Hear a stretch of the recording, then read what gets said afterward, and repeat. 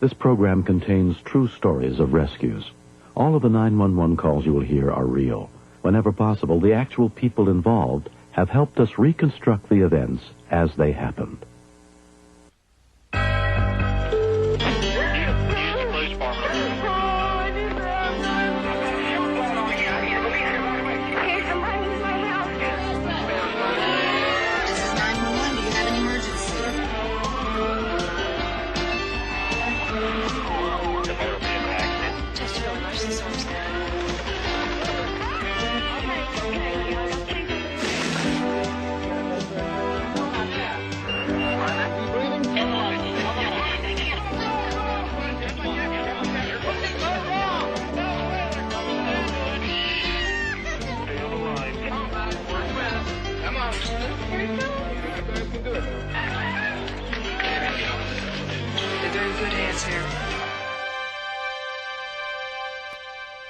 The everyday routine of our lives can provide comfort and pleasure, but it can also lead us to overlook certain dangers.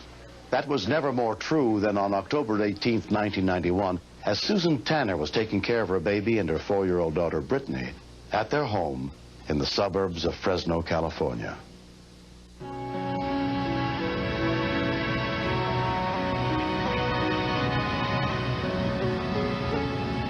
It was lunchtime. I'm gonna go call Daddy, okay? As they started to eat, I walked over to the telephone to dial Stan. Hello? My wife and I, we talk on the phone at least once a day. We usually call each other. The girls are just eating She lunch. was pregnant, probably about 8 months, 7 or 8 months at least. Structure, and that it should get us through this season and maybe next. Yeah, so it wasn't that big of a deal. No, I might go to the park later, but I don't have anything else planned for the day. No, actually, he said that our unit was fine. He said there's a small hairline fracture. Yeah, so it wasn't that big of a deal. Well, that's good.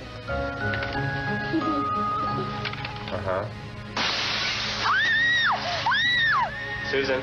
When I heard those screams, it just kind of made me curdle inside, like something was definitely wrong. Are you okay? She came back to the phone and said, I gotta call 911, bye. What? And just left me hanging. Are you there? Are you there? Ambulance dispatch. There's stuff sticking out of her body. Some body parts are sticking out. She's got terrible cuts from falling through the window. There's body parts sticking out? Where at? In her stomach? In her back. In her back? Like her liver. I don't know what it is. Okay. Claudia Fernandez had been a Fresno County dispatcher for 3.5 years. I was like, oh my God, never had anybody describe that to me over the phone. I couldn't believe it. Gushing everywhere. Okay, listen to me. What I want you to do, listen, is she breathing right now? Yeah, breathing. Yes, she's crying. Okay, she's crying? Oh, well, no, she's just kind of fidgeting. Okay. Wait, Britt. She's bleeding very bad. Okay, listen. The tremendous amount of blood that was coming out was so enormous that I didn't think she would ever live through something like that. An ambulance that happened to be less than a mile from the house was immediately dispatched to the scene. Get a towel or cloth, okay, and apply direct pressure, all right? Okay. Hold on. Wait. Ma'am? Yes. Okay, the ambulance is on the way, okay? Okay. Is she still crying? Oh, she looks like she's getting white. Okay. The mother stated the girl was getting very pale, and that told me that she was losing a lot of blood and possibly going to go into shock any minute. She's really bleeding. I mean, it's gushing. It's coming out everywhere. Okay, where's a big hole in her back? Hole in her back? Very scared. Okay, I know you are. Okay, did you get a towel or a cloth? Yeah, there's a towel on her. Okay, I want you to apply direct pressure, okay? I want you to hold it with one hand and apply direct pressure. You gotta be calm for her right now, okay? How's her color looking now? She's still real pale? Very. Mama, help you, sweetheart. I love you so much.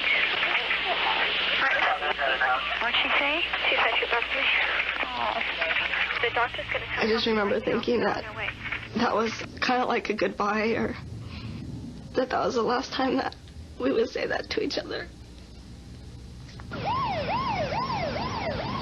Within minutes of the call, the first rescue unit arrived. here's some, Are they there? Okay, great. Okay, I was very worried about the little girl. I didn't know if she was going to make it or not. Among those who responded was American ambulance paramedic Ray Renard. Mom is covered in blood. This little girl was very sick. We mainly noted one injury to the back, the large gaping hole there, which showed intestines. Evisceration? Do you remember lifting her up or anything? There was approximately 2 to 3 cups of blood loss at the window site. Well, did she fall all the way through the window? Kids can deteriorate very rapidly because they cannot handle that amount of blood loss. Okay, I'm going to hold wet dressings on you. You're going to feel this is going to be wet. I remember thinking that I was losing one child and having another one. And I didn't think that was very fair. I didn't want to have to trade one for another. You're okay, Brittany.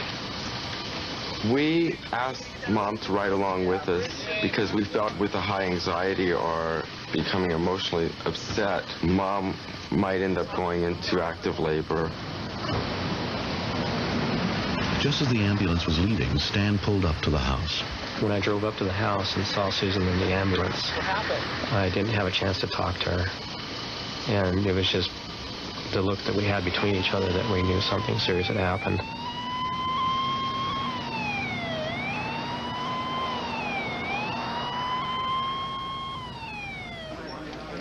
Four-year-old Brittany Tanner was taken to Valley Medical Center, where a trauma team was awaiting her arrival, led by Dr. Dean Gushy. I initially had told her who I was to try and make her at ease and tell her what was going to happen. Her injury was very clearly life-threatening. What we needed to do was to do all of the things necessary to get her to the operating room as rapidly as possible. Stan met up with his daughter at the hospital. It's hard for a father to see their daughter in a situation like that, where they can't really do anything. You're relying on somebody else to make your girl feel better, when usually you're the one who picks them up and holds them when they have a hurt. And the thought of having a life without Brittany, I can't even imagine what it'd be like. Not to be able to see her, just come running up with her arms and throw her arms around you and, say, I love you, Daddy. I can't imagine what it'd be like without her. Brittany underwent surgery to repair a lacerated colon. After 2 weeks, she was released from the hospital.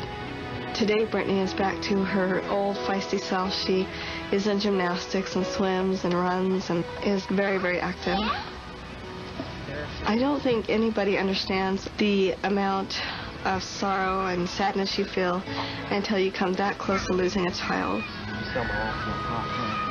What scared me was falling. That's what scared me. I'm not going to put in that chair anymore. As soon as the accident happened, we had safety glass put in all of our windows. Go through your house, and any windows that are in your house, especially windows that are within 18 inches of the floor, make sure they're tempered so that this doesn't happen to you. Recently, the Tanner family got a chance to meet the people who helped save their young daughter's life. As paramedics, we never get to see the outcome of our patients. It always feels good when you make a difference. I'm a very lucky girl. Thanks for helping me, everyone.